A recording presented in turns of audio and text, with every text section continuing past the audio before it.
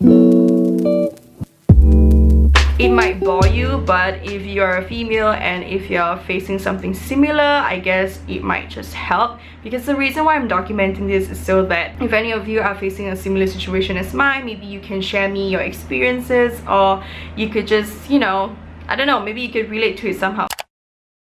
My history with periods is just, it hasn't been like a smooth journey, you know. It started out in 2016 where my period didn't arrive for 8 months. I remember just not giving a shit about it because one, I wasn't pregnant, so I didn't really care, and two, I didn't face any physical pain on my body and I didn't feel bloated, I wasn't breaking out. So to me, I thought, okay, maybe it will just heal on its own and this is completely normal. It is not normal, by the way. If you're not having your periods regularly, especially if it's not arrived for like 8 months, you need to get it checked just to be sure, because that's a signal to your body. I went to a GP, which is a general practitioner, and then she told me that I gained a lot of weight within a short period of time. Similarly, if you have lost a lot of weight within a short period of time, you can have irregular periods because your body is not functioning well. So I thought, okay, maybe the solution is to lose weight. So I did work out, I did eat better, and I'm doing this because my definition of eating better may not be your definition of eating better, but either way I was eating better than, you know, the previous times, which was pretty unhealthy. So I did that for a short amount of time and I realized right after that my period came. So the thing about me is that I didn't work out and eat well religiously. I didn't do it regularly. It wasn't a habit, so I only did it when I needed it, which obviously it doesn't work that way. So my period did come regularly right after. But I remember in 2018, I had this one point of time where I missed my period by a few months and I was bleeding heavily, and it was really not normal because I've never felt that way before. It was really uncomfortable. I know this might be a bit TMI, but I felt like I was peeing, but I wasn't peeing. It was actually blood coming out, and I felt so fatigued and exhausted, and I just was not in a good mood. For me, I've never really vent out my anger or frustration or annoyance whenever I'm having my period. You know, like sometimes when you're having PMS, you get like annoyed at everything, you just want to like roll your eyes at everyone, and I usually don't let it get to me, and I don't want to vent it on other people just because it's just me. I just don't like to do that. So I typically just like, you know, remain calm and like just try to be zen at least. But I'm not gonna lie, there are times where I lash out, but I'm not that much of a monster when I'm having my period. So anyways, that's completely irrelevant, but at that point of time I just felt like shit. Like I just hated every moment, and it lasted for about at least 3 days. I didn't even go to the doctor after that because I felt like, you know what, maybe because I missed my period for like a few months, I thought maybe, you know, that's just the blood that was stuck within those few months and it just wanted to come out. And then fast forward to this year. So this year I think I've missed my period. I think I was late for like 2 months or something like that. To me, I was like, okay, I mean, I've missed longer, right? So what's 2 months? So that is not the right mindset, by the way. Don't think of it that way. From like June until September, I was feeling really bloated. My boobs felt really sore. I was just having breakouts everywhere, and typically when you are having some like hormonal stuff happening to you, the breakouts will typically happen like at your chin area, and I was breaking out like crazy on my chin area. I hated it so much. I woke up and I really felt really bloated, and it was just really a shitty time. I just didn't like the way that I looked at all. And yeah, you have no idea how many times where I've been in a situation where it's so embarrassing that I thought my period has ended, but it has not. Think about like having a period within that amount of time for like at least 2.5 months. There are days where, oh, my period hasn't come for like 3 days, you know, maybe it's gone, like it's finally done, and then suddenly, surprise, you're actually still having a period. It doesn't discharge like a lot, or you know, like it's very visible. Sometimes it can be spotting, other times it can be like a decent amount. That's so weird to describe, like the blood coming out from you, but it was like that, okay? So I eventually booked a doctor's appointment. I went to the polyclinic for the very first time. I've never been to a polyclinic for myself before, and the reason I visit to the polyclinic instead because it is so much more cheaper. I'm really fortunate to live in Singapore where healthcare is mostly affordable and accessible, and it's not as difficult as it is from, like, you know, other countries. I'm assuming it was clean, it was fine. Obviously you cannot expect like the best of doctors, because you know, in polyclinics most of them just like look at you and like, oh okay, like they don't do like a thorough like check on you.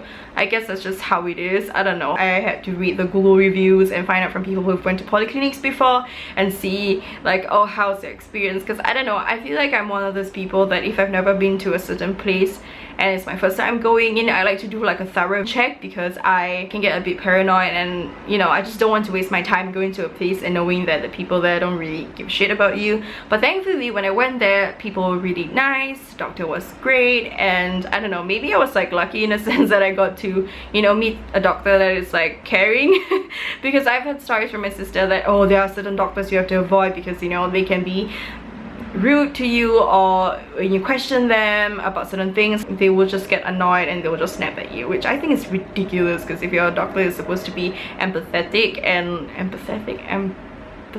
you just have to have like empathy and compassion towards your patients. But I don't know. Okay, that's a whole another story. But anyways, I went to see the doctor and she told me to take a test, a blood test on thyroid. It could possibly be linked to that. The weird thing is that she didn't check my blood pressure, because if let's say you are bleeding for a long period of time, they will want to check your blood pressure to see if it has dropped or if you're anemic because you're losing blood and stuff like that. She didn't. Let me just backtrack a bit. So within those like 2.5 months that I was having my period, it was like an on-off kind of thing, but I was still discharging blood.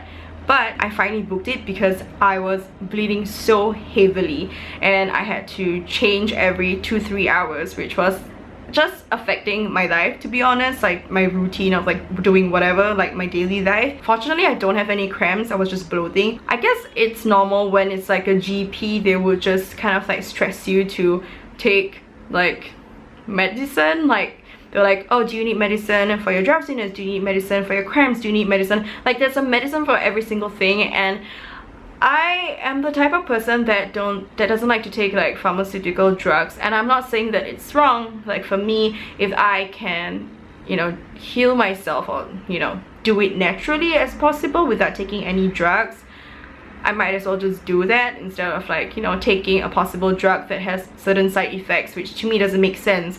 If let's say I'm taking something and the side effect is, oh, it might cause nausea and you might, you know, vomit or like have headaches or whatever. It's kind of like you're treating my problem, but at the same time it comes with other side effects, which is also a problem. So it's kind of like adding a problem after solving this current problem. Does that make any sense? But I'm not saying that taking medicine is wrong, but that's just my opinion. So I mean, to each his own. I don't judge anyone that takes it, because sometimes I know when you really cannot handle the pain, you just have to take the medicine.